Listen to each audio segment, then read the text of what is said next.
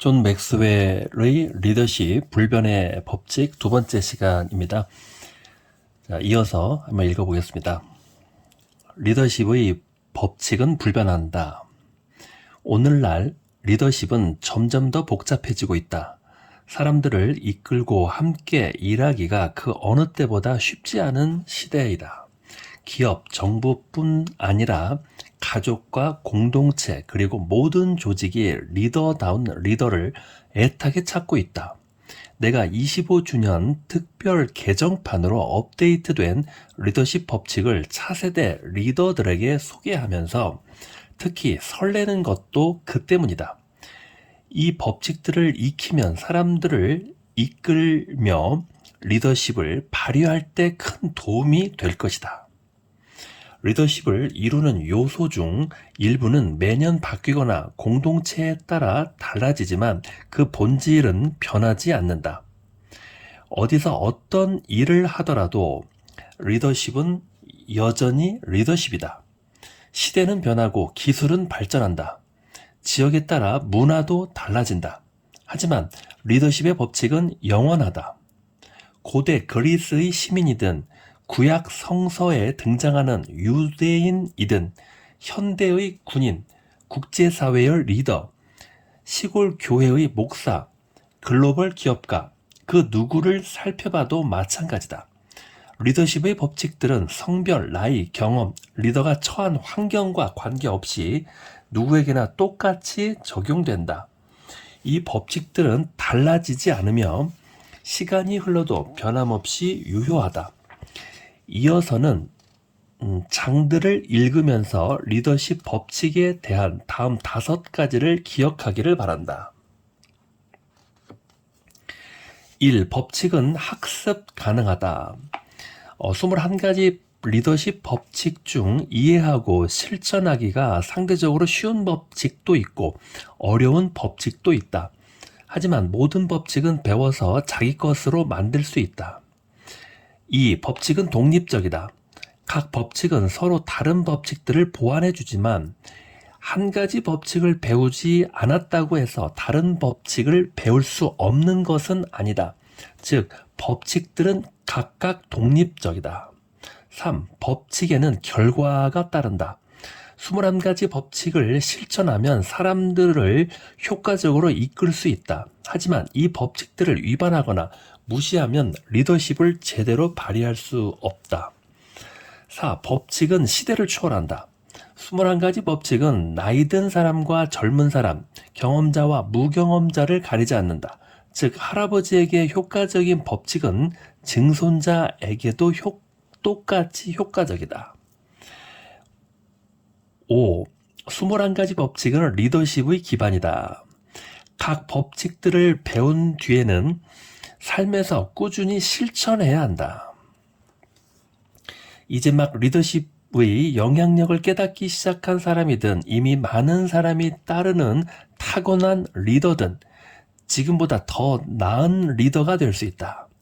학생회나 운동부에서 또래를 이끄는 10대 청소년이든 나처럼 인생 후반기에 더 나은 삶을 살기 위해 애쓰는 70대 노인이든 누구에게나 발전의 여지는 있다. 이 책을 읽는 사람 중에는 일부 법칙을 이미 실천하고 있을지도 모른다. 또 어떤 법칙들은 그동안 몰랐던 자신의 약점을 알게 해줄지도 모른다. 각 장의 말미에는 해당 법칙을 삶에서 효과적으로 실천할 수 있도록 실천 매뉴얼을 실었다. 리더십의 어느 단계에 놓인 사람이든 반드시 기억하자. 이 책에서 소개하는 21가지 법칙 중 더 많은 법칙을 현실에 적용하고 익힐수록 더 나은 리더가 될 수 있다. 각각의 법칙은 자신의 꿈을 이루고 타인의 삶에 가치를 더하기 위해 언제라도 꺼내 쓸 수 있는 도구와 같다. 21가지 법칙 중에서 단 하나만 사용하더라도 아무것도 사용하지 않는 사람에 비해 그만큼 더 뛰어난 리더가 될 수 있다. 물론 21가지 법칙을 모두 다 실행한다면 누구라도 기꺼이 뒤를 따르는 리더가 될 수 있을 것이다. 이제 함께 시작해보자. 1장에는 한계의 법칙, 리더십 역량이 성공의 한계를 결정한다. 2장 영향력의 법칙, 3장 과정의 법칙, 4장 항해의 법칙, 5장 덧셈의 법칙, 리더는 봉사로 사람들에게 가치를 더한다. 6장 신뢰의 법칙, 7장 존경의 법칙, 8장 직관의 법칙, 9장 끌어당김의 법칙, 10장 관계의 법칙, 11장 이너서클의 법칙, 리더의 힘은 곁에 있는 사람들로부터 온다. 12장 권한 위임의 법칙, 13장 모범의 법칙, 14장 수용의 법칙, 15장 승리의 법칙, 16장 모멘텀의 법칙, 17장 우선순위의 법칙, 18장 희생의 법칙, 19장 타이밍의 법칙, 20장 곱셈의 법칙, 21장 유산의 법칙. 네.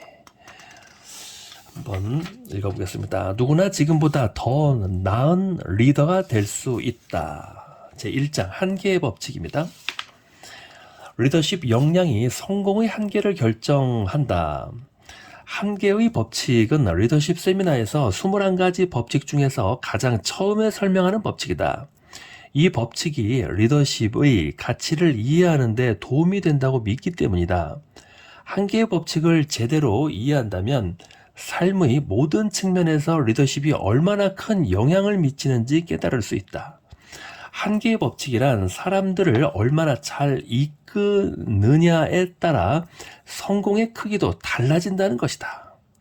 리더십은 당신의 잠재력을 결정하는 한계점이다. 리더십 역량이 낮을수록 잠재력의 한계점도 낮으며 반대로 리더십 역량이 높은 사람은 잠재력의 한계점도 높다. 예를 들어 리더십 점수가 10점 만점에 8점이라면 성공 수준은 7점을 넘을 수 없다. 리더십 점수가 4점이라면 성공 수준은 3점을 넘을 수 없다. 긍정적이든 부정적이든 리더십 역량에 따라 성공의 수준이 달라지고 팀의 잠재력이 결정된다. 한마디로 사람들을 얼마나 잘 이끄느냐에 따라 성공의 크기가 좌우되는 것이다. 새로운 기회를 찾아 떠난 형제. 한계의 법칙을 잘 보여주는 사례를 하나 소개한다. 1930년 딕과 모리스라는 두 형제가 아메리칸 드림을 실현하기 위해 뉴햄프셔에서 캘리포니아로 이주했다. 고등학교를 막 졸업한 형제는 엔터테인먼트 산업에 관심이 많았지만 고향에서는 성공 기회를 잡기가 어려웠다. 그들은 고향을 떠나 할리우드로 갔고 영화 스튜디오 세트와 관련된 일자리를 얻었다. 얼마 후 그들은 할리우드에서 동북쪽으로 8km 떨어진 글렌데일이란 곳에 극장을 열었다. 하지만 온갖 노력을 쏟아 부었음에도 사업은 순조롭지 못했다. 창업에 대한 꿈과 야망으로 가득했던 형제는 또 다른 사업 기회를 계속 찾아다녔다. 1930년 초에는 자동차에 대한 사람들의 의존도가 커지면서 드라이브인 식당이 생겨났다. 손님들은 식당 안에서 식사하지 않고 카홉, 드라이브인 식당에서 일하는 종업원을 통해 음식을 주문했으며 쟁반 위에 담겨 나오는 음식을 차 안에서 먹었다. 당시만 해도 모든 음식이 정찬용 접시에 담겨 나오고 유리컵, 금속 포크와 나이프가 함께 제공되던 시절이었다. 1937년 딕 모리스 패셔디나의 작은 드라이브인 식당을 열어 크게 성공했다. 1940년에는 로스앤젤레스에서 동쪽으로 80km 떨어진 샌버더니노라는 노동자 인구가 많은 신도시로 옮겼다. 식당의 시설을 크게 확장했고 핫도그, 감자튀김, 쉐이크, 바베큐 소고기와 돼지고기, 샌드위치, 햄버거 등 메뉴도 대폭 늘렸다. 사업은 번창했다. 연간 매출이 20만 달러에 이르렀고 형제는 매년 5만 달러의 수익금을 나눠 가졌다. 1948년 형제는 시대가 변하고 있다는 사실을 직감했다. 그래서 카홉 을 없애고 매장 안으로 직접 들어와 주문하는 손님에게만 음식을 판매하기로 했다. 그리고 모든 것을 간소화해 비용을 줄였고 음식 값도 낮췄다. 메뉴를 축소하고 햄버거 판매에 집중했으며 정찬용 접시, 유리컵, 금속 포크와 나이프도 모두 종이 제품으로 바꿨다. 또한 그들은 스피디 서비스 시스템을 도입했다. 즉 공장의 조립 라인처럼 주방의 구조를 바꾸고 손님에게 빠른 서비스를 제공하는 시스템을 구축한 것이다. 목표는 모든 손님의 주문을 30초 안에 처리하는 것이다. 그 결과 형제는 크게 성공했다. 1950년 중반에 회사의 연매출 35만 달러를 넘어섰고 딕과 모리스는 매년 10만 달러의 이익금을 나눠 가질 수 있었다. 대체 이 형제가 누굴까? 독자들은 이미 눈치챘을지도 모른다. 바로 맥도날드 형제다. 딕 맥도날드와 모리스 맥도날드는 말 그대로 zet팟을 터뜨렸다. 두 사람의 신화는 그 뒤로 계속 이어졌을까? 안타깝지만 맥도날드 형제의 성공은 거기까지였다. 그들의 리더십이 성공의 역량의 한계로 작용했기 때문이다. 성공의 브레이크가 걸린 이유.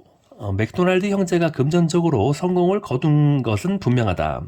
그들은 미국에서 가장 수익성 높은 요식업체를 세웠고 평생 다 쓰기 어려울 만큼 큰 돈을 벌어들였다. 고객 서비스를 개선하고 주방 시스템을 구축하는데 천재적인 능력을 발휘한 두 사람에 대한 소문이 요식업계에 파다했다. 그들에 대해 글을 쓰려는 사람도 있었다. 맥도날드를 방문해 성공의 비결을 배우려는 이들이 전국 각지에서 몰려들 정도였다. 한때 그들은 매달 300통이 넘는 전화와 편지를 받기도 했다. 그 즈음 그들은 맥도날드라는 콘셉트를 다른 사람에게 판매하면 어떨까 생각했다. 물론 당시에도 식당 프랜차이즈 사업이 전혀 새로운 개념은 아니었으며 이미 수십 년 전에 세상에 등장한 바 있었다. 하지만 맥도날드 형제는 그 사업이야말로 다른 식당을 직접 개업하는 수고를 들이지 않고 더 많은 돈을 벌 방법이라고 여겼다. 1952년 형제는 프랜차이즈 사업에 뛰어들었다. 하지만 결과는 처참했다. 이유는 간단했다. 더 큰 회사를 효과적으로 운영하는 리더십이 부족했기 때문이었다. 딕과 모리스는 훌륭한 식당 주인이었다. 사업을 운영하는 방법을 잘 알았고 효율적인 시스템을 만들었으며 비용을 절약하고 이익을 끌어올렸다. 그러나 훌륭한 관리자가 훌륭한 리더인 것은 아니다. 관리와 운영의 치우친 그들의 사고방식은 그들 자신의 능력과 성장을 끌어올리는 데 걸림돌이 되었다.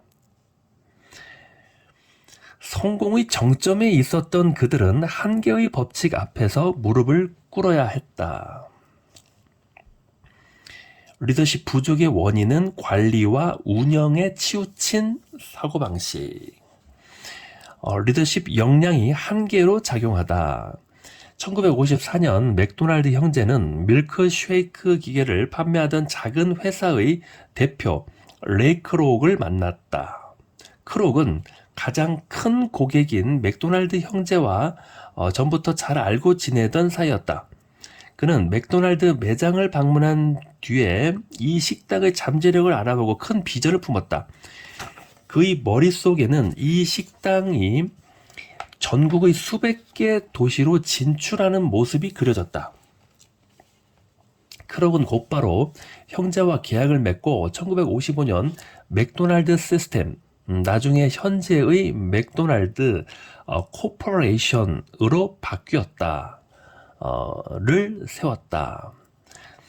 딕과 모리스 형제는 그전에도 맥도날드의 음식 시스템을 프랜차이즈로 만들려고 시도했지만 고작 15명의 가맹주를 확보했을 뿐이었다. 심지어 그 중에서도 실제 식당을 개업한 사람은 10명뿐이었다.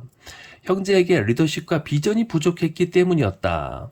예를 들어 처음 프랜차이즈 계약을 맺은 피닉스 출신의 릴 폭스라는 사람이 맥도날드라는 상호를 사용하고 싶다는 의사를 밝히자 딕은 이렇게 대답했다. 굳이 그럴 필요가 있을까요? 맥도날드는 피닉스에서 아무런 의미가 없는 이름일 텐데요. 하지만 크록은 형제와 다르게 생각하고 다르게 사업을 운영했다. 그는 맥도날드 매장을 방문하자마자 프랜차이즈 한 곳에 대한 권리를 사들였다.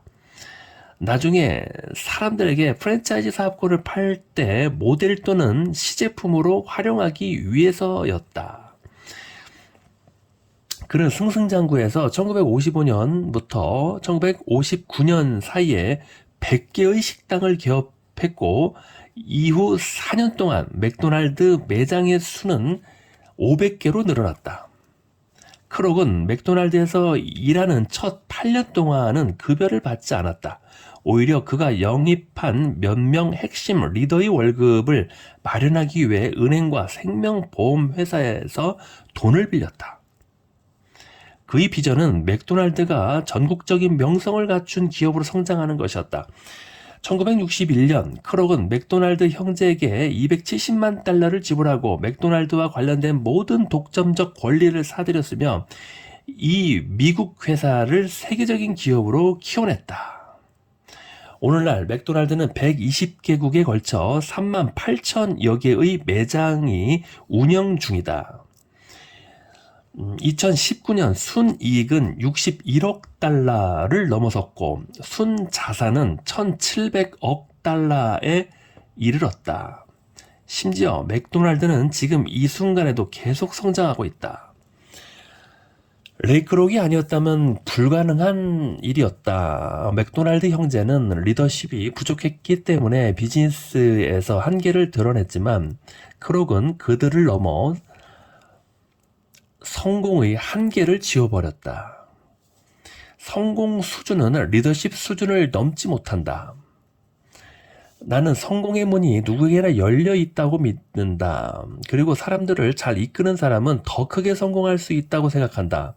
높이 올라가고자 할수록 리더십의 필요성은 더욱 커진다. 더 큰 성과를 내기 위해서는 더 큰 영향력이 필요하다.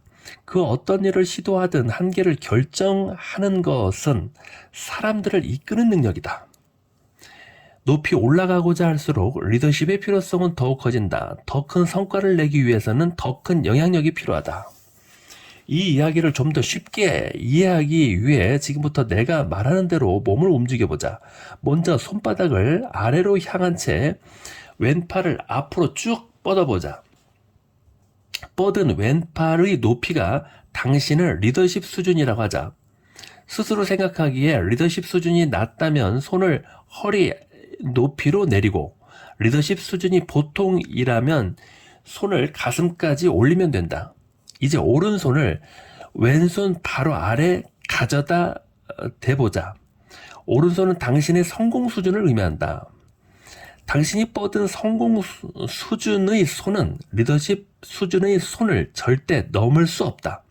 오른손을 아무리 위로 올려도 그 위에는 항상 왼손이 있기 때문이다. 또 다른 방식으로 생각해보자. 예를 들어 성공하기 위해 쏟은 노력의 정도를 1점에서 10점까지라고 했을 때 당신의 점수는 8점이라고 가정하자. 이 정도면 꽤 높은 점수다. 내 생각에는 아마 맥도날드 형제도 비슷한 점수를 받았을 것이다. 하지만 당신의 리더십을 전혀 생각하지 않는 사람, 즉 리더십에 관심이 없고 리더로서 자신을 개발하려는 노력도 하지 않는 사람이라고 하자. 당신의 리더십 역량은 1이다. 1점이다. 그러면 당신의 성공 수준은 위 그림과 같다. 성공 수준, 리더십 역량, 성공 수준, 개인의 노력. 개인의 노력을 8, 9까지 했지만 리더십의 역량이 1이기 때문에 성공의 수준도 1에서 멈추는 그래프입니다. 성공 수준을 높이기 위해 몇 가지 방법을 시도해 볼 수 있다. 그 중 하나는 노력 점수가 10점이 될 때까지 열심히 일하는 것이다.